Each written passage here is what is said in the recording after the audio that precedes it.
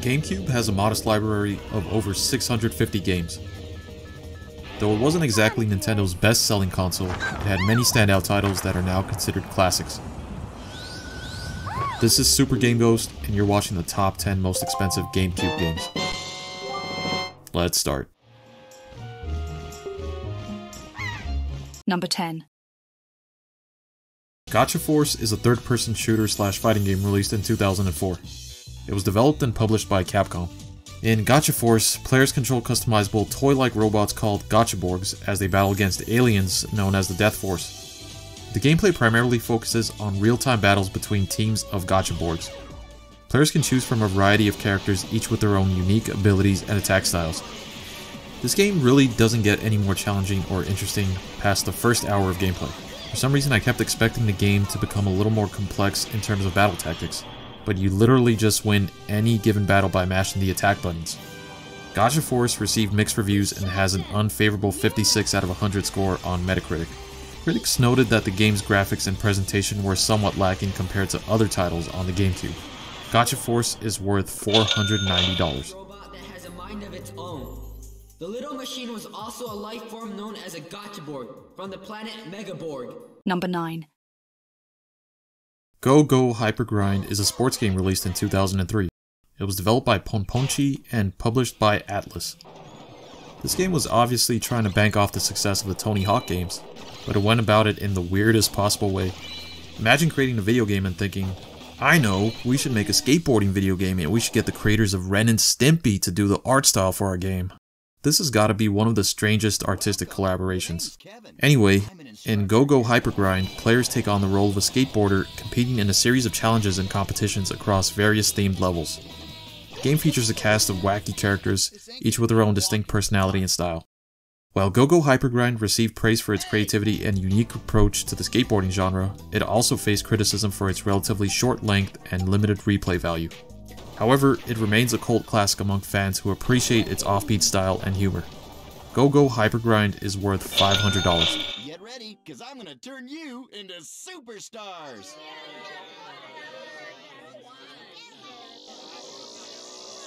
Number 8. The Super Monkey Ball 2-pack is a 2-game compilation that was released in 2004. It includes Super Monkey Ball 1 and 2. Both games were developed by Amusement Vision and published by Sega. The premise of the Super Monkey Ball series involves guiding a monkey enclosed in a transparent ball through a variety of maze-like levels. Players tilt the playing field using the controller's analog stick or motion controls, causing the ball to roll and the monkey inside to move accordingly. The goal is to navigate the monkey through the obstacle-filled courses and reach the goal within a time limit. I never really understood the allure of the monkey ball games. How much fun can you really have rolling the monkey around who's stuck in a hamster ball? But I guess I just don't know what I'm talking about because the franchise has sold millions of units worldwide and has more than a dozen sequels and spin-offs. Monkey Balls is worth $550.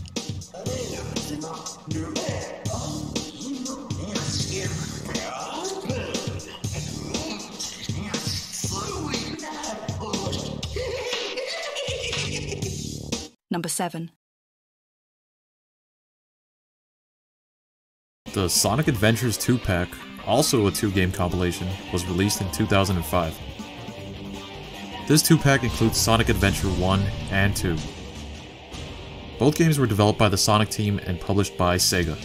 After the commercial failures of both the Saturn and Dreamcast, Sega decides to stop making hardware altogether.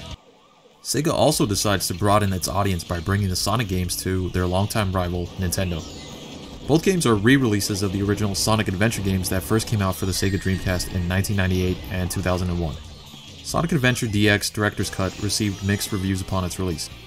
While many praised its fast-paced gameplay, memorable characters, and nostalgic appeal, some critics cited issues with camera control, glitches, and dated mechanics. Despite its flaws, the game remains a beloved classic among fans of the Sonic the Hedgehog series and retro gaming enthusiasts. Sonic Adventure 2 Battle, on the other hand, was well received by fans and critics alike for its fast-paced gameplay, memorable characters, and multiplayer features. It remains one of the standout titles in the Sonic the Hedgehog series and a beloved classic among GameCube owners. The Sonic Adventure 2-pack is worth $610.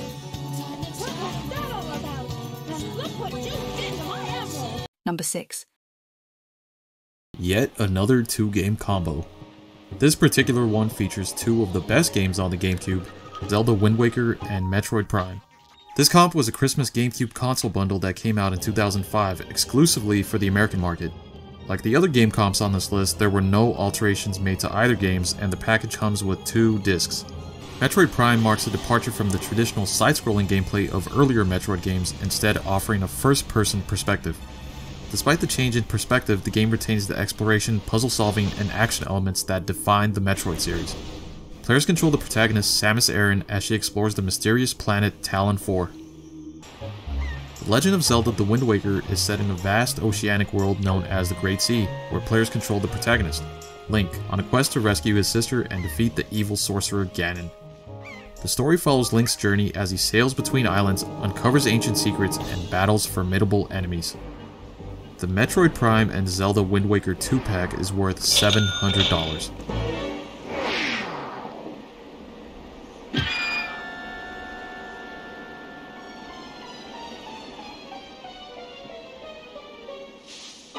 Number 5.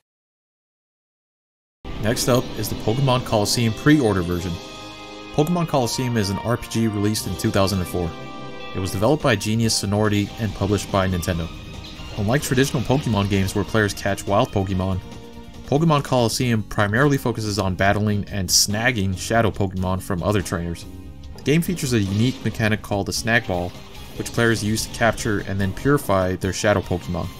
Pokemon Colosseum received generally positive reviews from critics and players upon its release. It was praised for its innovative gameplay, unique storyline, and immersive 3D battles. However, some critics noted the game's relatively short length and limited roster of available Pokemon compared to the mainline games.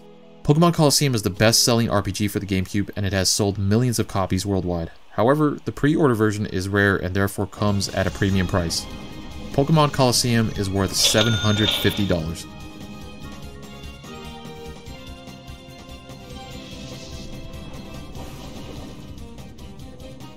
Number 4. Cubix Robots for Everyone Showdown is an action-adventure/RPG released in 2003. It was developed by Blitz Games and published by 3DO. The game is based on the Cubix Robots for Everyone animated series, which was originally created in South Korea. It follows the adventures of a young boy named Connor and his robot companions in the futuristic Bubbletown. The main gameplay experience has players take command of either Connor or Abby, as they strive to gather 25 Cubix robots and deploy them in turn-based combat. The game also offers a variety of minigames. These minigames often involve tasks such as racing, puzzle solving, and battling against other robots. The gameplay was designed to be accessible and enjoyable for younger players. Cubix Robots for Everyone Showdown received mixed to average reviews from critics upon its release. While it was praised for its faithfulness to the source material and its accessibility to younger players, some critics found the gameplay to be repetitive and lacking in innovation. Cubix goes for $880. Oh no! Cubix! Number 3. Disney Sports Basketball is a sports game released in 2003. It was developed and published by Konami. This game is part of an entire series of Disney sports games which were mainly developed by Konami. The game features a roster of beloved Disney characters including Mickey Mouse, Minnie Mouse, Donald Duck, Goofy, and others. Each character has their own unique abilities and playing styles. This game was intended for players of all ages, but I don't see how that works exactly with this game's steep difficulty curve. I tried playing this game on the easiest difficulty and I just got slaughtered by Mickey Mouse. I only managed to get 2 points while Mickey's team blocked all my shots, outscored me, and constantly dunked on me. Unlike its Game Boy Advance counterpart, this game received mostly negative reviews and has a review aggregate score of 37 out of 100. Most critics' biggest issue with the game was its repetitive and boring gameplay. Disney Sports Basketball goes for $1,400. Inbound going to the superstar. Passes the ball. Dan stops the ball. Number 2. Pokemon Box Ruby and Sapphire is not so much a game than it is a Pokemon storage system for the Game Boy Advance Pokemon games. Pokemon Box was initially sold exclusively in Japan, but then made its way to North America where it was only available through the New York Pokemon Center. It was originally sold for $20 and included a GBA to GameCube link cable. Pokemon Box allows players to store up to 1,500 Pokemon on their GameCube memory card.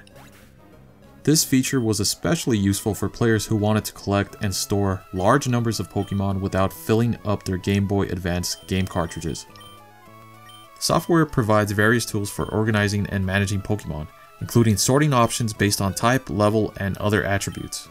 Players can easily search for specific Pokemon and view detailed information about each one. Pokemon Box goes for $1,800. Number 1.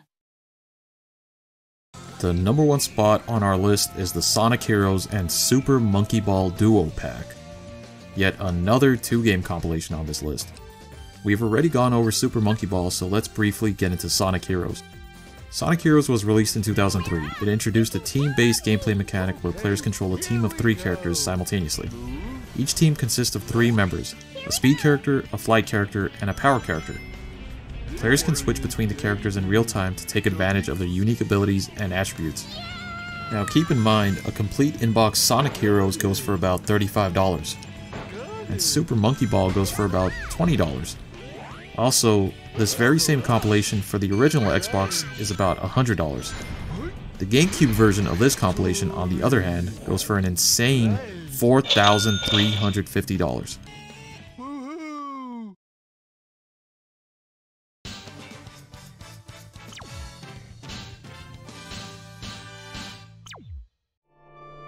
Thanks for watching. Please comment, like, and subscribe.